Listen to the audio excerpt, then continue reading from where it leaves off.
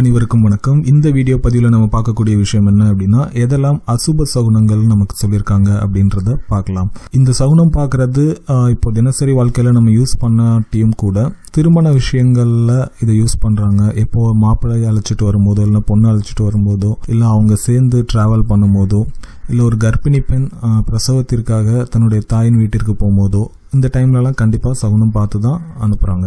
இதில் அசுப சகுனம் அப்படின்றது மனநிலை பாதிக்கப்பட்ட ஒருவர் நம்ம எதிரில் வரும்போது, இல்லை வயதானவர்கள் எதிரில் வரும்போது, உடலில் ஏதாவது நோய் இருக்கிறவங்க எதிரில் வரும்போது, கெட்ட வார்த்தைகள் பேசக்கூடிய ஒரு நபர் நம்ம எதிரில் வரும்போது, ஏவல் பில்லி மாந்திரிகம் இந்த விஷயங்களில் ஈடுபடுறவங்க நம்ம எதிரில் வரும்போது, பாம்பு பூனை போன்ற விஷயங்கள் நம்ம எதிரில் வரும்போது இதெல்லாம் அசுப சகுனமாக சொல்லியிருக்காங்க. அதே மாதிரி தலைமுடியை விரிச்சிட்டு யாராவது எதிரில் வந்தால் கூட அதை அசுப சகுனமாக தான் சொல்லியிருக்காங்க.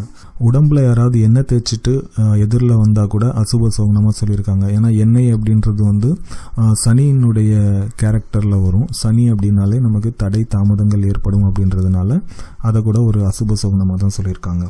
ஒற்றை பிராமணர் எதிரில் வர்றது அசுப சகுனமாக சொல்லியிருக்காங்க. ஏன்னா முன்னாடி காலத்துலலாம் ஒற்றை பிராமணர் அப்படின்றவங்க பார்த்தீங்கன்னா பொதுவாக அந்த இறந்தவர்களுடைய வீட்டில் போய் அந்த காரியங்கள் முடிச்சுட்டு இல்லைனா சுடுகாட்டில் இருந்து இறந்த உடலுக்கான அந்த மந்திரங்கள் இல்லைனா ஏதாவது அந்த கர்மா இதெல்லாம் முடிச்சுட்டு திரும்ப வீட்டுக்கு வர்றது தான் அந்த ஒற்றை பிராமணர் அப்படின்றவர்.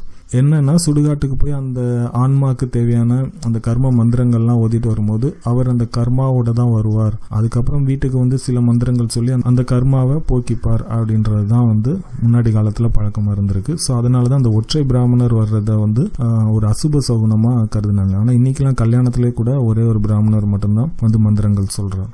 ஆம்புலன்ஸ் எதிரில் வர்றது இல்லை ஆம்புலன்ஸ் சவுண்ட் கேட்கறது கூட ஒரு அசுப சகுனமாக எடுத்துக்கலாம். ஆயுதங்கள் சம்பந்தமான ஏதாவது ஒரு விஷயங்கள், அதாவது கத்தி, அருவாள், சாணை பிடிக்கிறவர், அருவாள் செய்கிறவர், இவங்க நம்ம எதிரில் வர்றது கூட அசுப சகுனமாக தான் சொல்லியிருக்காங்க. ஒரு விஷயம் ஆரம்பிக்கும் போது கரண்ட் போகிறது அசுப சகுனமாக சொல்லியிருக்காங்க. இல்லை குழந்தை அழுறது அசுப சகுனமாக சொல்லியிருக்காங்க. தீபம் அணைகிறதும் அசுப சகுனமாக சொல்லியிருக்காங்க. குங்குமம் சிந்துறத சிலர் நல்ல சகுனம் சொல்கிறாங்க. குங்குமம் சிந்துச்சு அப்படின்னா சீக்கிரம் அந்த வீட்டில் திருமணம் நடக்கும் அப்படின்றது சிலருடைய கருத்து. சிலர் அதை அசுப சகுனமாக சொல்கிறாங்க. தும்மல் வரும்போது அதையும் அசுப சகுனமாக தான் சொல்லியிருக்காங்க. ஒரு விஷயம் ஆரம்பிக்கும் போது தும்மல் வந்துச்சு அப்படின்னா அந்த விஷயங்களில் ஏதாவது பிரச்சனைகளை சந்திச்சு அந்த விஷயங்களை நம்ம முடிக்கிற மாதிரி இருக்கும் அப்படின்றது தான் பலனாக இருக்குது. இந்த மாதிரி நிறைய விஷயங்கள் இருக்குது அசுப சகுனங்களுக்காக. நன்றி.